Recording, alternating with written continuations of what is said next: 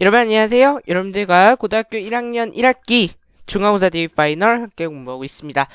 자, 이제 중간고사 대비 파이널의 드디어 마지막 강좌입니다. 정보예요. 사실 정보들은 크게 보면 예체능에 속하는 암기 과목인데요.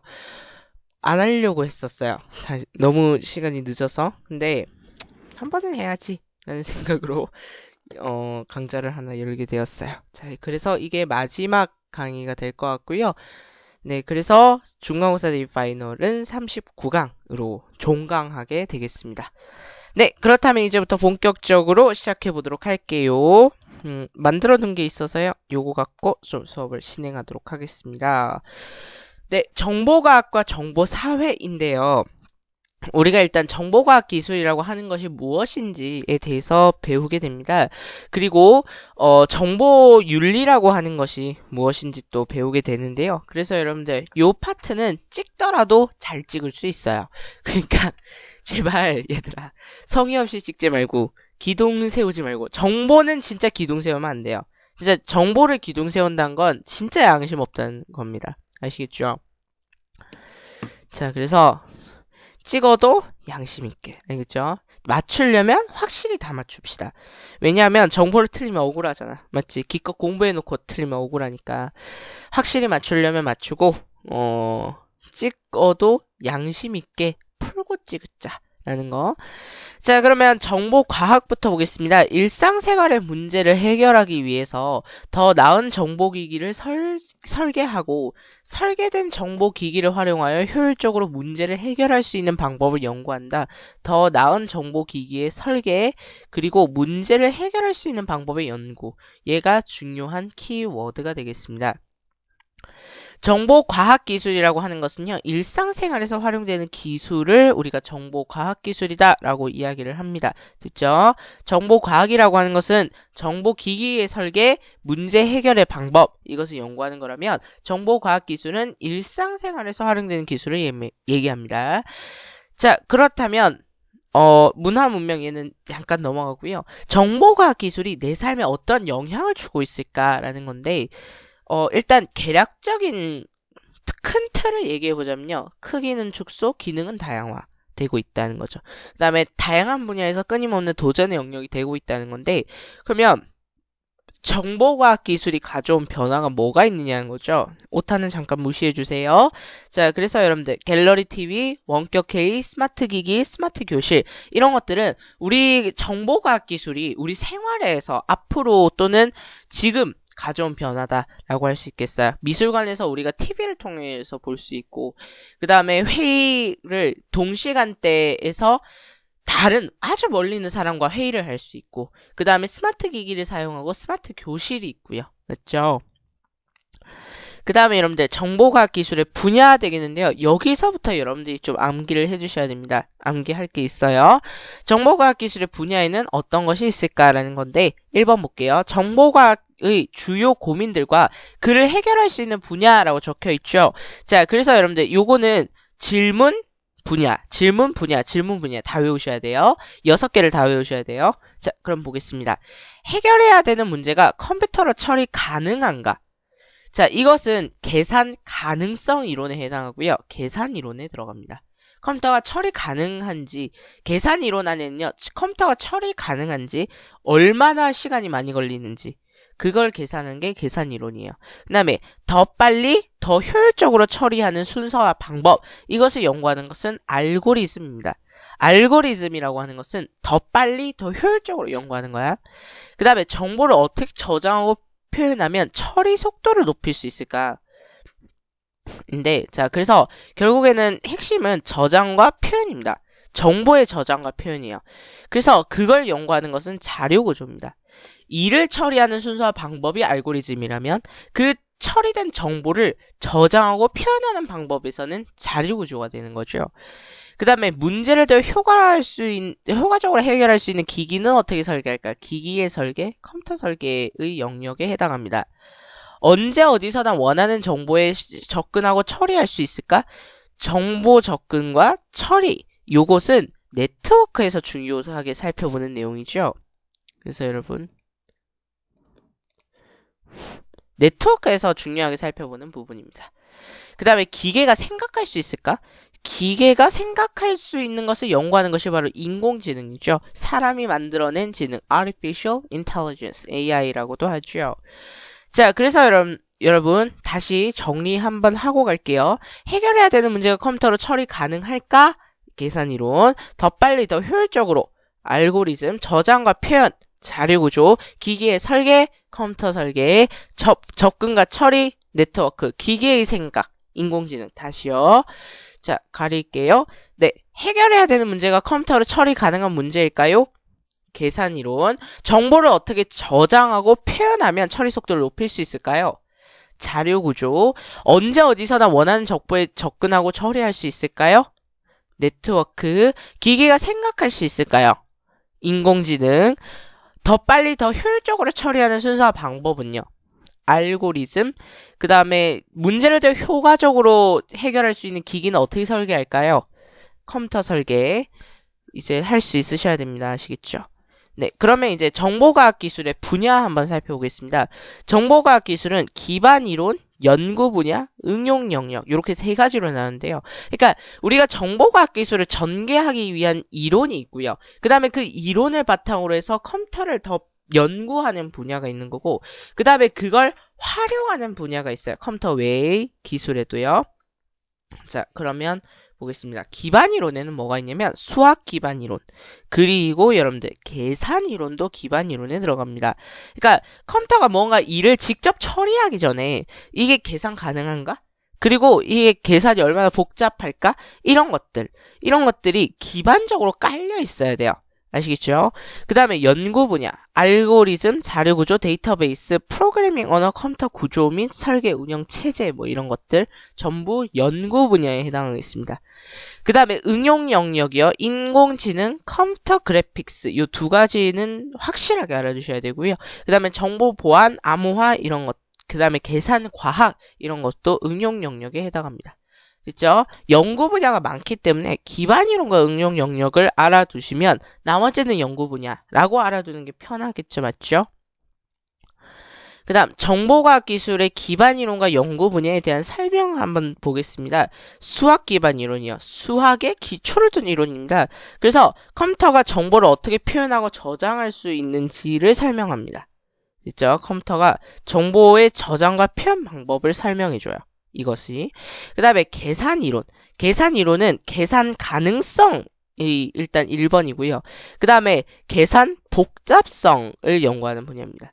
그래서 계산 가능한가? 얼마나 복잡하지? 얼마나 많은 시간과 자원이 필요하지? 라고 하는 거죠. 그 다음에 여러분들 알고리즘과 자료구조. 따로따로예요.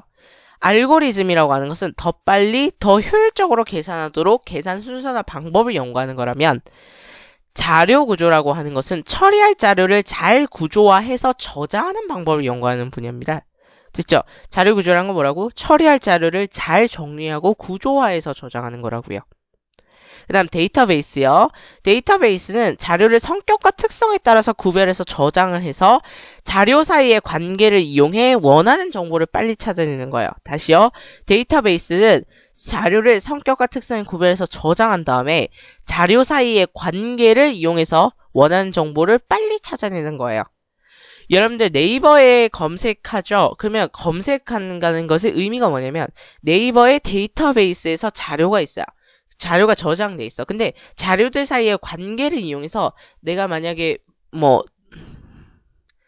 만약에 값신정비를 쳤다라고 하면요. 그 값신정비 사이의 관계를 이용해서 원하는 정보를 빨리 찾을 수 있는 방법을 연구하는 거예요. 데이터베이스가 되겠습니다. 그 다음에 프로그래밍 언어인데요. 여러분들이 주로 얘기하시는 C 언어 이런 거 컴퓨터가 이해할 수 있는 언어를 연구하고 개발하는 걸 프로그래밍 언어다라고 이야기를 합니다. 그 다음에 여러분들 정보과학 기술의 응용 분야 이제부터 들어가 보도록 할게요. 응용 분야는요. 여러분들이 두 가지 정도를 확실하게 알아두셨으면 좋겠다라고 이야기했죠. 인공지능과 컴퓨터 그래픽스요. 자, 인공지능이라고 하는 것은 인간이 학습하고 추론하고 지각하고 자연을 이해하잖아요. 그런 것들을 모방했다라고 생각하시면 됩니다. 컴퓨터가요. 자, 컴퓨터 그래픽스라고 하는 건요. 그래픽, 그림이거든요. 그래서 이거예요. 가장 쉽게 얘기하면 인간이 상상하고 창조한 세계가 시각적으로 여러분들의 컴퓨터 앞에서 표현이 되는 게 컴퓨터 그래픽스입니다. 그래서 여러분들 도형이나 화상 이런 그림 데이터가 생성되고 조작되고 출력되는 모든 것을 우리가 컴퓨터 그래픽스라고 하고요. 밑에는 그냥 읽어보시는 것도 좋을 것 같아요. 정보 보안 암호화, 정보를 보호하고 위조하고 변조하는 걸 방지하는 거. 계산과학은 복잡한 과학이나 공학의 문제를 컴퓨터 시뮬레이션과 함께 계산하는 거. 자, 그러면 이제 웹의 변화와 정보윤리 가겠습니다. 웹이라고 하는 것은 무엇이냐면 흔히 인터넷이라고 부르는 의미예요. 그냥 웹이라고 하는 건 인터넷이다 라고 생각하시면 편해요.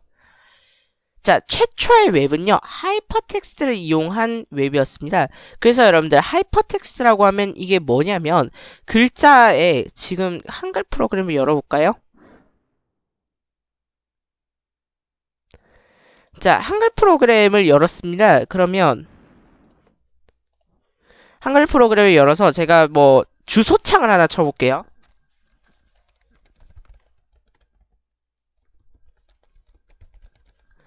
자, 이렇게 쳤습니다. 요게 바로 하이퍼 링크가 되겠어요. 그러니까 이 텍스트에 뭔가 이제 연결되는 연결고리가 있는 겁니다. 그래서 제가 이걸 누르게 되면 네이버 홈페이지로 이동하게 돼요. 이것을 하이퍼링크 또는 하이퍼텍스트라고 이야기를 하게 되는데요. 최초의 웹은 이런 하이퍼텍스트를 이용한 그런 구조였다는 거죠. 그래서 클릭만으로 정보를 탐색할 수 있었던 그런 형태였고요. 그래서 웹 1.0은 하이퍼텍스트를 기반으로 한 www의 탄생이 주요한 내용이 되겠고, 생산사가 소비자한테 일방적으로 정보를 제공할 수밖에 없습니다. 그러니까 이 소비자가 이 네이버를 들어가게 되면 네이버에서 뭔가 정보를 찾을 수는 있지만, 그러니까 정보를 공유할 수는 없었다고. 이해돼요? 근데 웹 2.0에서는요, 사용자가 참여하고 공유하고 개방할 수 있어요. 그리고 같이 일을 할 수도 있어. 그래서 그 대표적인 것이 블로그라든가 위키 이런 것들을 이용하는 거죠. 그래서 웹 2.0의 가장 중요한 키워드는 정보 프로슈머라는 겁니다. 정보를 생산하기도 하면서도 소비하는 그런 프로슈머의 기능을 갖고 있었다는 거죠. 그 다음에 웹 3.0의 경우에는요, 시멘틱 웹 기술이 가장 중요한 건데요. 시멘틱 웹 기술의 가장 중요한 키워드는 뭐냐면 사용자 맞춤형 정보라는 겁니다. 그래서 시멘틱 웹 기술이 뭔지 정확하게 보자면요, 이거는 뭐냐면, 자, 사용자가 어떤 정보를 찾으려고 해요. 그러면 컴퓨터가 그거를 왜 이런 정보를 찾으려고 하지? 어떤 연관성이 있지? 라고 해서 사용자 대신에 사용자의 검색 의도와 맥락을 파악해서 원하는 결과를 보여주는 거예요. 엄청나게 뛰어난 거죠. 하이퍼텍스트, 문자를 링크로 연결해서 사용자가 연상하는 순서에 따라 정보를 제공하는 구조다. 정보 프로슈머, 정보를 수집 가공해서 유용한 정보를 만들어낼 수도 있다. 소비도 물론 해야죠. 그렇죠? 네, 이런 것들이 있고요. 그 다음에 여러분들 넘어가서 웹의 미디어적 기능이라고 하는 것에 대해서 살펴보겠습니다. 여러분들 소셜미디어라고 하는 것이 등장하게 되는데요. 소셜미디어요. 여러분들이 흔히 SNS라고 하는 것도 소셜미디어의 일종이에요. 일종이라 그랬습니다. 웹이 진화되면서 콘텐츠 생산에 자발적으로 참여하고 개인의 생각과 경험을 타인과 공유하면서 관계를 형성하는 거예요. 그래서 콘텐츠 생산도 하면서 공유도 하면서 관계도 맺으면서 이게 소셜미디어입니다. 사회적인 매체라는 거죠. 그래서 이 소셜미디어의 대표적인 네 가지가 블로그, 위키, UCC, SNS 이런 것들은 전부 소셜미디어에 해당하겠습니다. 소셜미디어가 점점 커지고 있기 때문에 우리는 이것을 1인 미디어라고도 이야기를 해요. 한 사람이서 매체를 형성할 수도 있다고 했어요. 자, 그러면 이제 하나씩 살펴보겠습니다. 블로그는 우리가 인터넷에서 쓸 수 있는 일지라는 뜻을 가지고 있어요. 그래서 일기 형식으로 작성한 글의 모음인데요. 누군가가 이것을 보고 이것에 대해서 생각해서 글을 올릴 수도 있죠. 그래서 양방향 소통이 가능합니다. 여러분들 대표적인 블로그가 네이버 블로그 이런 것도 있지만요. 페이스북 이것도 어떻게 보면 블로그예요. 맞죠? 그 다음에 여러분들 위키라고 하는 건 여러 사람이 내용을 추가 편집 관리할 수 있는 웹사이트예요. 그래서 빠르다라고 하는 하와이어에서 유래한 건데 특정한 사람만 추가 편집 관리를 한다면 이것은 정보의 속도가 느릴 수밖에 없거든요. 근데 여러 사람이 추가 편집 관리를 할 수 있다면 실시간으로 그 정보에 대해서 추가 편집 관리가 가능하다는 겁니다. 그래서 여러분들 대표적인 사이트가 위키페디아, 그다음에 나무위키 이런 게 있죠. 그 다음에 UCC는 User Created Contents. 그러니까 사용자가 만들어낸 콘텐츠라는 거예요. 즉, 손수 제작물이라는 한국말이라고 하긴 좀 그렇지만, 어쨌든 있습니다.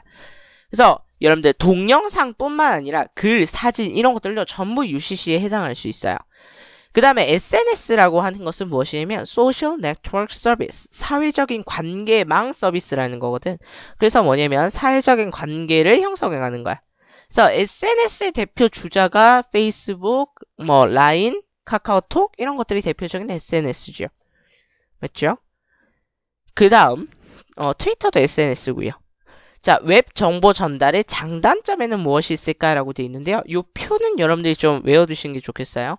가뜩이나 문제 낼 거 없는데 이런 거라도 문제를 많이 내야지, 맞죠? 네. 자, 웹 정보 전달의 장단점입니다. 얘는. 나중에 우리 정보 보안에 대해서 표 하나 더 볼 거거든요. 볼게요. 자, 웹 정보는 신속합니다. 열려 있어요. 누구에게나. 공유가 가능해요. 그리고 연결되어 있어요. 뭔가 다 비슷한 말인 것 같아요. 근데 조금씩 달라요.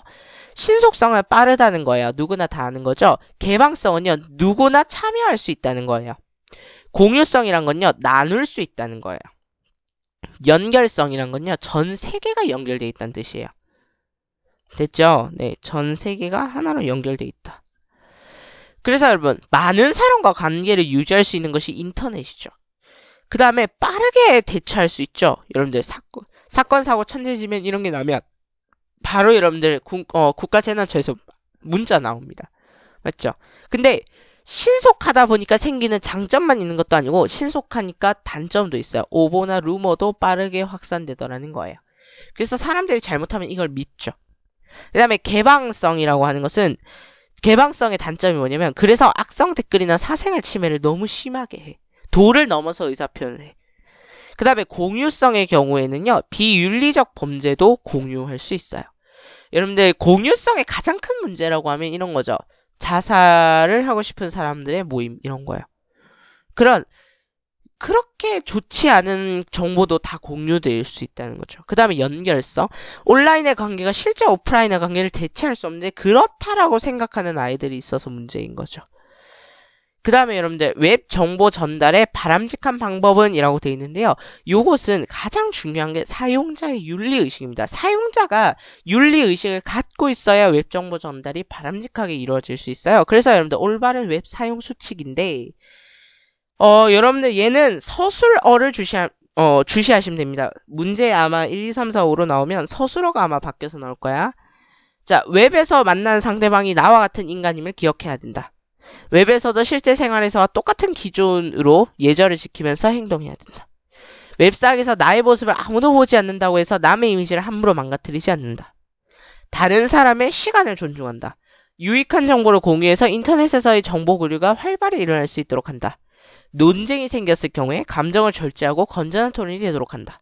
다른 사람의 사생활을 존중한다. 자신의 권력을 남용하지 말아야 한다. 다른 사람의 실수를 너그럽게 용서한다. 이것이 올바른 웹 사용 수칙이랍니다. 여러분들 요것만 조심하시면 돼요. 웹에서도 웹에서도 실제 생활이랑 똑같은 기준으로 예절을 지키면서 행동해야 되는 거예요. 됐죠? 그 다음에 여러분들이 제일 안 되는 거. 게임 잘못됐다고 감정 절제 안 되죠? 그럼 위험합니다, 진짜. 감정 조절도 습관처럼 하셔야 돼요.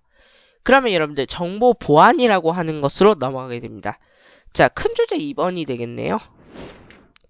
자, 정보 보안이라고 하는 건 뭐냐면요. Information Security. 그러니까 정보가 훼손되거나 변조되거나 유출되지 않도록 하는 거예요. 정보가 손상되지도 않고 그 다음에 바뀌지도 않고 어디로 나가지도 않고 그런 거죠.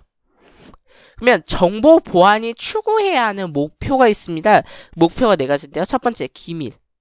그러니까 공개하지 말아야 된다는 거예요. 소유자가 원치 않으면 공개하지 말아야 된다는 거예요. 무결. 아무런 결점이 없어야 된다는 거예요. 이게 무슨 말이냐면 조금 어려운데 허락받지 않은 사용자가 정보를 변경해서는 안 된다는 얘기예요. 무조건 승인된 사용자만이 정보를 변경할 수 있다는 거죠. 이게 무결성이에요. 그 다음에 여러분들 가용성. 가용성은 사용 가능해야 된다는 얘기인데 허락된 사용자는 정보에 접근할 수 있어야 돼요. 됐죠? 그 다음에 여러분들 부인 방지. 정보를 받은 사람이요. 나중에 그 사실을 부인하지 못해야 돼요. 그래서 그것들의 예가 있어. 인터넷 뱅킹 할 때 계좌 이체를 암호화시키는 거. 공개하지 말아야 되기 때문에 정보를.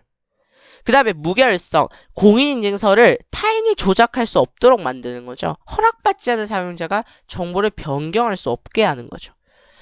그 다음에 가용성. 웹사이트에 접속하려고 할 때요. 에러가 나요.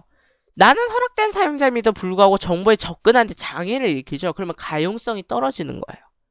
그 다음에 메일의 수신 확인 기능은 부인 방지를 위해 생긴 기능이라고 볼 수 있어요. 그래서 여러분 정보 보안의 경우에는 이 용어를 중시해서 보시기 바랍니다. 용어가 조금 어렵죠. 그 다음 여러분들 넘어가서 정보 보안의 실천입니다. 정보는 금방금방 해요. 그냥 상식이기 때문에.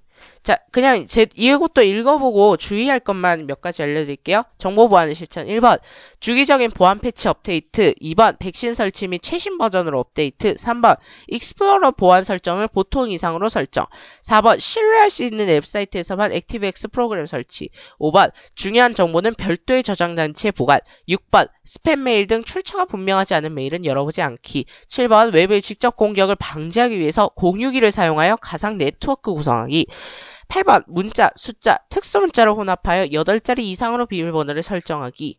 자, 조심하셔야 될 거. 신뢰할 수 있는 웹사이트에서만 액티브엑스 설치해야 됩니다. 액티브엑스 마음대로 설치하다가 여러분들의 컴퓨터가 해킹이 나갈 수도 있어요. 그 다음에 중요한 정보의 같은 경우에는요. USB 이런 거에 보관해야지 여러분들 컴퓨터 안에 있는 하드디스크를 너무 신뢰하시면 안 됩니다. 아시겠죠? 랜섬웨어 이런 거 걸리면요. 여러분들 그 정보를 복구해 주는 대신에 비트코인이라고 해서 어마어마한 돈을 요구해요. 한 50만 원 정도? 그 다음에 출처가 분명하지 않은 건 열어보지 않기 이런 건 잘 알 거고요. 그 다음에 여러분들 공유기를 사용하면 외부의 인터넷 직접 공격을 방지할 수 있어요. 왜냐하면 공유기가 가상 IP를 만들어주거든요. 근데 외부에서 IP를 추적해서 공격해버리면 답이 없어요. 그래서 가상 IP를 만들어줘야 돼요. 근데 그걸 할 수 있는 게 공유기예요. 그래서 공유기를 써야 한다. 그 다음 정보 보안의 위협 요소와 대처인데 정보 보안을 위협하는 요소 해킹이 있습니다. 일단 1번. 그 다음에 두 번째 악성 프로그램이 있어요. 그 다음에 여러분들 분산 서비스 고부 공격이라고 해서 여러분들 혹시 홈페이지가 디도스 공격을 받아서 뭐 어나니머스 이런 단체에서 해킹이 당했다 이런 거 들어보신 적 있죠? 네, 요런 게 대표적인 디도스 공격이거든요. 대표적인 해킹 공격이거든요. 디도스 공격은 아니고. 자, 그러면 해킹 보겠습니다. 해킹이라고 하는 것은요. 어떤 의도와 상관없이 다른 컴퓨터에 침입하는 행위를 해킹이라고 합니다. 해킹은 일단은 나쁜 의도든 좋은 의도든 다른 컴퓨터에 들어가면 해킹이야. 근데 그 중에서도 불법이 있잖아, 맞지? 그러면 그 불법을 뭐라 부르냐면 크래킹이라고 부르는 거야. 그러면 그런 사람을 뭐라 부르냐면 크래커라고 부릅니다. 됐죠? 그러면 대표적인 해킹 기법이 5가지가 있는데 이 5가지는 다 외우셔야겠죠? 어디 있니? 좀 길다, 맞지? 자, 취약점 검사 갈게요. 취약점 검사라는 건 방화벽이 있는데 그러니까 컴퓨터에는 보안을 위해 방화벽을 설치해놨죠. 근데 그것의 취약점을 공격하는 거예요. 그 다음에 키로거. 이게 무슨 뜻이냐면 키보드에 있는 로그를 그러니까 기록을 갖다 훔쳐보는 거야. 그러니까 키보드에 GTCCER 이렇게 연결해놨으면요. 여러분들 그게 해킹을 하면 GTCCER이라고 입력했다는 것 자체가 그 사람한테 전송되는 거예요. 크래커한테요. 그 다음에 여러분들 루트킷. 루트킷이라고 하는 건 뭐냐면요. 루트, 컴퓨터의 근본, 뿌리에 키트, 하나의 장치를 심어 놓는 겁니다. 그래서 특정 PC에 몰래 설치되는 프로그램인데요. 이 루트킷이 위험해요, 또. 얘는 컴퓨터 자체를 바꿔버릴 수도 있어요. 그 다음에 스푸핑. 스푸핑이라고 하는 것은 뭐냐면 위장이에요, 위장. 스푸프라고 하는 게 위장이라는 뜻이 가지고 있거든요. 자신이 정상적 사용자인 척하는 거야. 그래서 여러분들 컴퓨터에 접근하는 거죠. 그 다음 스니핑. 스니프라고 하는 건 사실 냄새를 맡다는 건데요. 네트워크로 오가는 정보를 엿듣는 거예요. 그럼 여러분들 비밀번호 이런 거 엿들을 수도 있는 거야. 이해돼? 그 다음에 여러분들 악성 프로그램. 자, 악성 프로그램은 4가지가 있는데요. 요 전부 다 외워주셔야 돼요. 여러분들 그러니까 요 파트가 좀 외울 게 많아.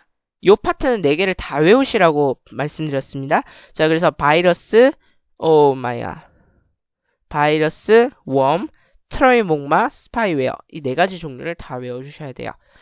바이러스라고 하는 건요, 정상적인 프로그램에 코드를 심어 놓는 거예요. 그래서 감염이 돼서 프로그램과 바이러스가 함께 실행이 되는 거예요. 그러면 여러분들 그 프로그램의 보안 프로그램을 삭제할 수도 있고요. 또는 이 바이러스가 시스템 자체를 파괴할 수도 있어요. 위험하고요. 바이러스가 제일 고질적인 건데 제일 위험하죠.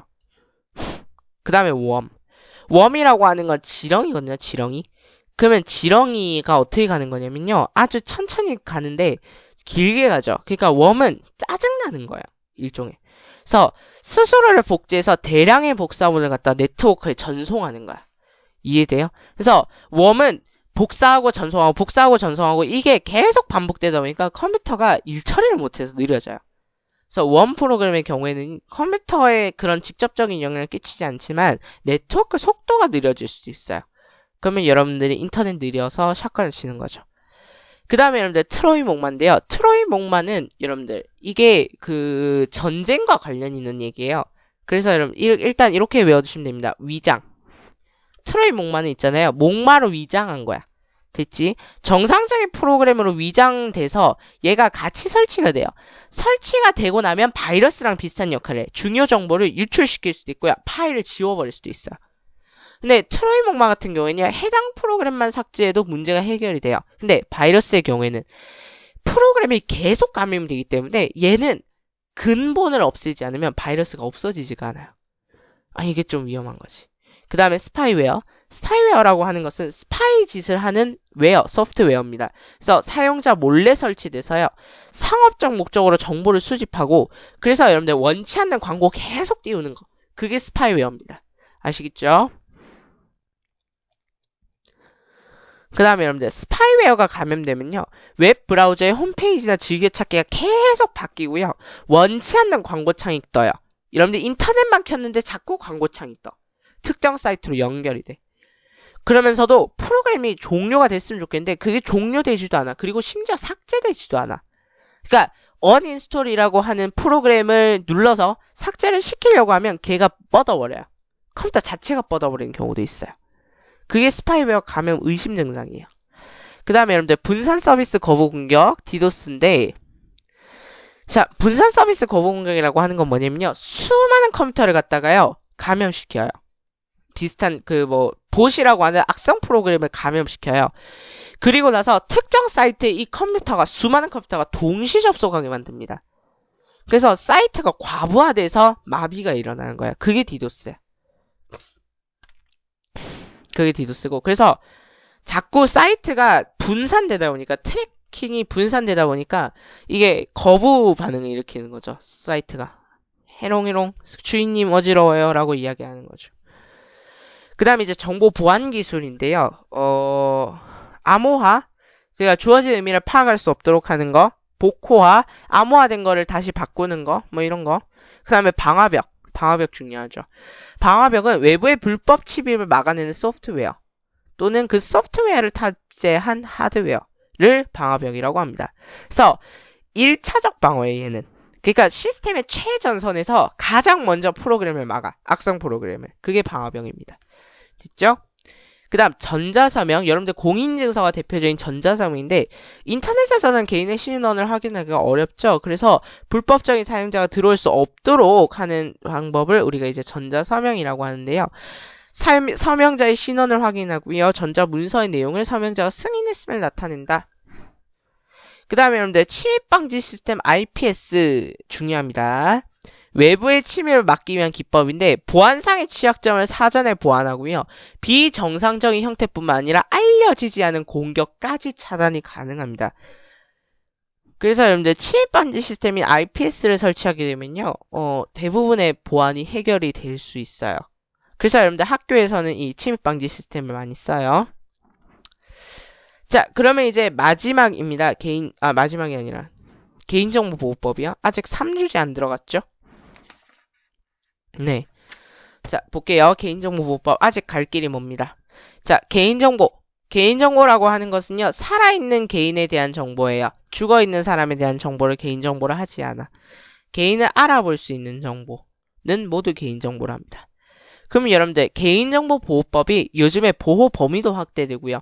고유식별 정보 처리, 그러니까 고유식별 정보가 뭐냐면, 이 사람이라는 것을 증명할 수 있는 정보, 즉, 그러니까 이 사람만 가지고 있는 정보거든요.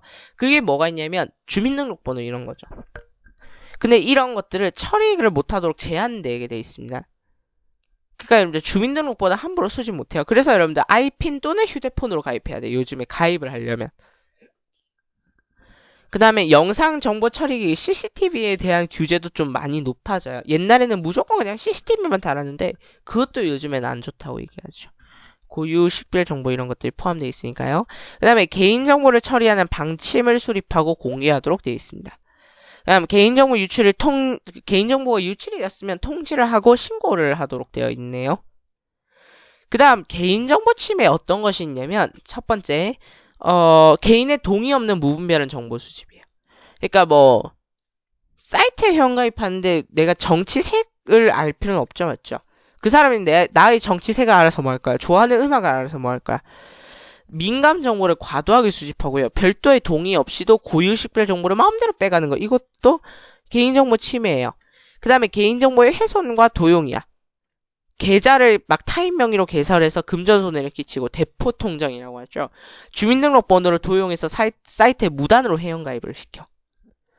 그 다음에 개인정보를 유출시키고 제3자한테 제공하는 거. 이것도 주의해야죠. 맞죠? 개인정보 침해입니다. 다.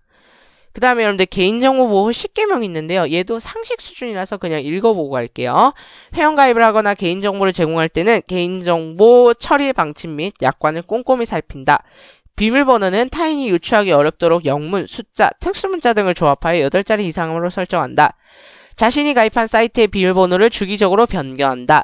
가급적 안정성이 높은 주민등록번호 대체수단 아이핀으로 회원가입을 하고 꼭 필요하지 않은 개인정보는 입력하지 않는다. 타인이 자신의 명의로 신규 회원가입 시 즉각 차단하고 이를 통지받을 수 있도록 명의 도용 확인 서비스를 이용한다. 자신의 아이디와 비밀번호, 주민등록번호 등 개인정보가 공개되지 않도록 하며 친구나 다른 사람에게 알려주지 않는다. 인터넷에 올리는 자료가 개인정보가 포함되지 않도록 하며 P2P 사이트 이용 시 자신의 공유 폴더에 개인정보 파일이 저장되지 않도록 한다.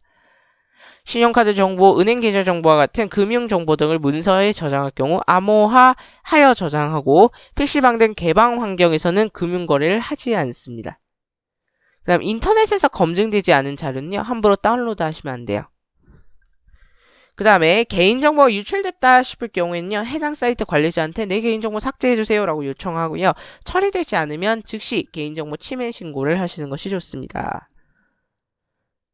그 다음에 이제 여러분들 저작권법인데요. 얼마 안 남았어 얘들아? 얼마 안 남았어? 많이 남았네. 자, 볼게요. 네, 저작권법. 자, 여기서는 이제 OX가 중요한데 어쨌든 지식재산권이라고 하는 게 있어요. 그러니까 우리가 어떤 지식을 이용해서 만들어낸 것에 대해서 가치가 있다는 얘기예요. 그 결과물은 가치가 있다는 거예요. 그래서 보호하는 거죠. 이게 지식재산권이에요. 저작권이라고 하는 것은 지식재산권 중에 하나고요. 그래서 저작물에 대한 창작자의 권리를 저작권이라고 합니다. 그러면 어떤 게 저작권 법의 보호를 받을 수 있는가라는 건데 아이디어가 아니어야 돼요. 하나의 형태로 표현된 거야 돼. 즉 실체적인 것만 저작권을 인정해 줍니다. 그래서 여러분들 그리고 독창성이 있어야죠. 당연히. 특허인데. 자, 보호를 받는 저작물이 있고요. 보호를 받지 않는 저작물이 있거든요. 얘를 한번 볼게요. 보호를 받는 저작물보다는 보호를 받지 않는 저작물을 외우는 게 더 편할까요? 보호받는 저작물 일단 읽어드리자면 서적, 연설문, 악곡, 가사, 연극, 무용, 회화, 조각, 건축물 설계도, 독창적, 미적인 사진, 영화, TV, 필름, 지도, 모형, 번역, 편곡, 백과사전, 명시선집 이런 거.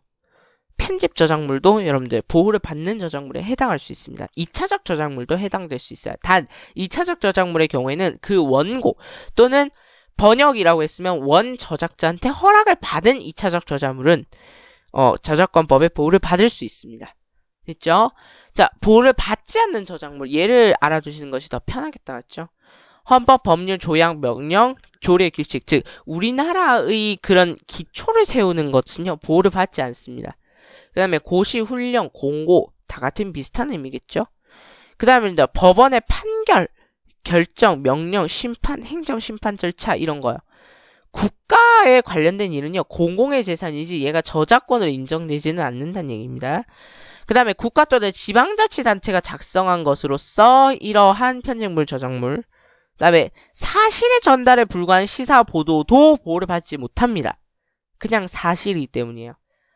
그 다음에 여러분들 보시면 OX 돼 있습니다. 맞죠? 자, 그러면 OX 한번 체크하고 갈게요.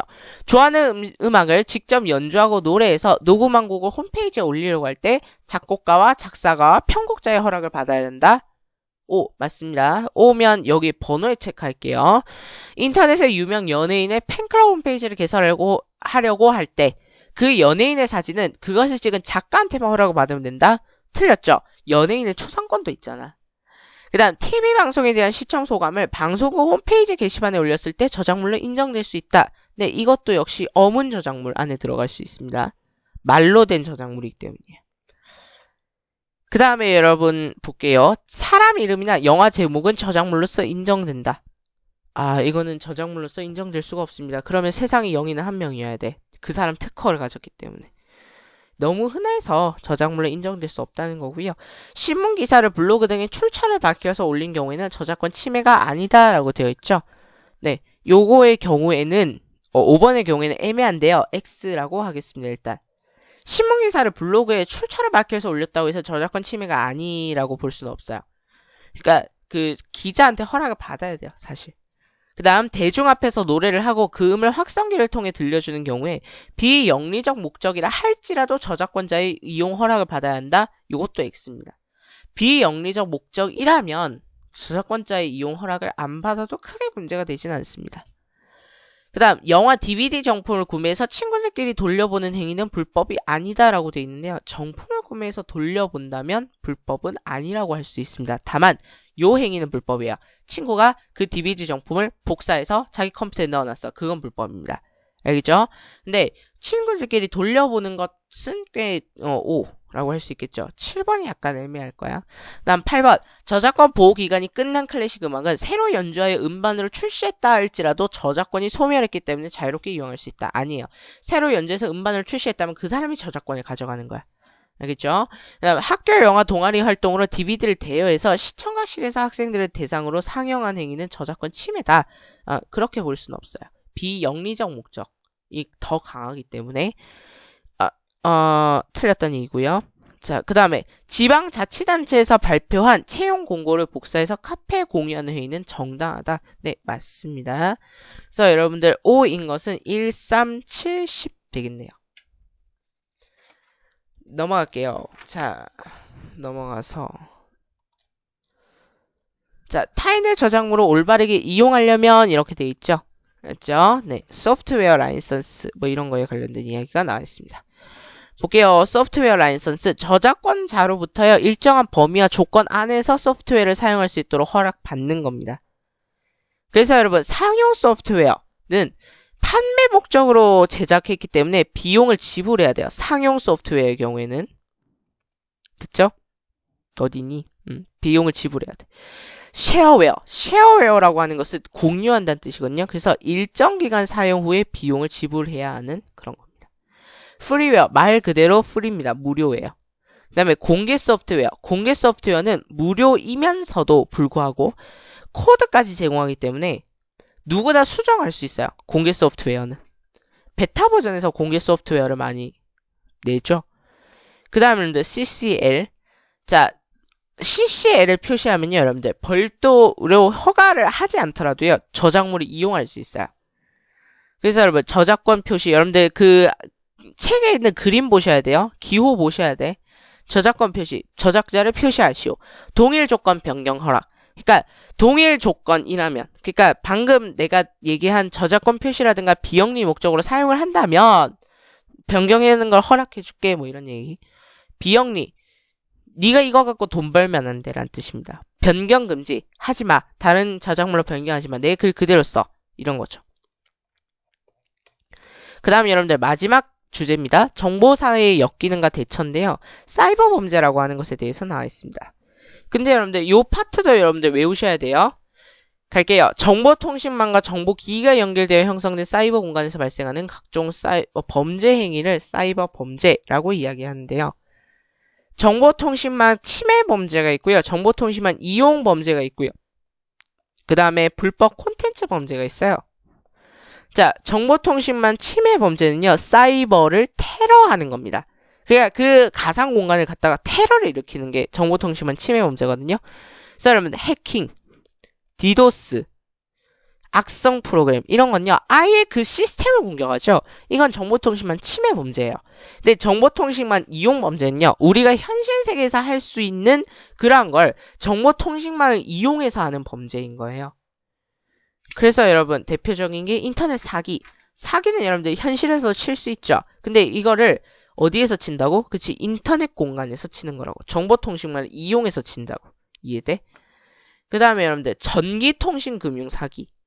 그러니까 금융사기는 우리가 현실에서 칠 수 있는데 전기통신을 이용한 거지. 피싱, 파밍, 스미싱, 메모리 해킹 이런 거요. 그러니까 사기랑 연결 많이 돼 있죠. 그 다음에 여러분들 개인 위치 정보 침해, 저작권 침해 이런 것도요. 정보통신망 이용 범죄에 들어갑니다. 스팸 메일 이런 것도요. 그 다음에 여러분들 불법 콘텐츠 범죄는 뭐냐면 불법 정보가 유통되는 거예요. 그래서 여러분 사이버 음란물, 도박, 명예훼손, 모욕, 사이버 스토킹 이런 것들은요 전부 불법 콘텐츠 범죄에 해당합니다. 그 다음에 여러분들 신종 사이버 범죄 예방 방법이라고 돼 있는데요. 여러분들 경찰 관계자의 말을 좀 더 경찰 관계자란다. 내가 왜 이랬지? 말고 요 부분을 잘 보시기 바랄게요. 알겠죠? 네. 한번 읽어드릴게요. 2004년 국내에서 첫 피싱 사례가 적발된 이후 8년여가 지나면서 그 수법도 진화했다. 초기 주요 유형이었던 우체국 택배 사칭형에서 메신저 피싱, SMS와 결합한 스미싱 이런 것들을 거쳐서 정상 사이트로 접속해도 위조 사이트로 유도하는 파밍, 이 메일 피싱 이런 것들이 등장하게 돼요. 그래서 여러분들 해킹은 점점 다양화되고 있고요. 지능화되어 가고 있다는 겁니다. 그 다음에 여러분 요 파트만 하면 끝나요. 유해정보 유통과 대처. 유해정보, 불법 정보인데요. 뭐냐면 외과 같은 미디어가 발달하면서 개인과 사회에 해가 되는 정보도 많아졌어. 됐지? 근데 이 중에서 법으로 절대 안 돼라고 이야기한 거는 불법 정보에 해당합니다. 자, 그 중에 하나가 청소년 유해 정보거든요. 자, 청소년 유해 정보는요. 특성이 4가지예요. 음란성, 폭력성, 사행성, 반사회성이에요. 즉 선정적이고 음란한 것들이 있고요. 그 다음에 포악성이나 범죄의 충동을 일으킬 수 있고요. 그 다음에 폭력행위, 약물 남용 이런 것들을 자극할 수도 있고 사행성과 같이 도박과 사행심을 유발할 수 있는 거. 그 다음에 건전한 인격, 시민의식 이런 것들을 저해할 수도 있고요. 그 다음에 정신적, 신체적 건강에 명백히 해를 끼칠 우려가 있는 거. 이것들은 전부 청소년 유해 정보에 들어갑니다. 어떻게 대처해야 될까? 인터넷 내용 등급 서비스가 있고 선풀 운동이 있는데요.